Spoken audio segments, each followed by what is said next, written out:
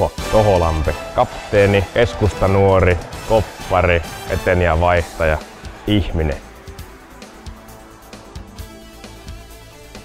Nousu piirisarjasta maakuntasarjaan Toholammin urheilijoiden paijassa, en muista vuotta.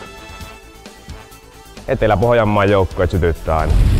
Vähän niin kuin meiltä päin, mutta ei sieltä päinkään. Se on mulle iso kunnia-asia, varsinkin näin menestyksekäs seura ja perinteikäs seura. Haluan tehdä kyllä kaikkeni, että asiat menee jämptisti. Miehistö ei ole hirveästi vaihtunut, mutta nyt mitä vaihtuu, niin varmaan ainakin mitä yritetään, niin ilme vaihtuu totaalisesti viime kauteen. Että näin jälkikäin ajateltuna aika pettymys oli sitten viime kausia, varsinkin se ilme, ja nyt lähdetään erilaisilla ilmeillä vähän samalla miehistöllä, niin muutos voi olla suuri. Kaikki on hyvin.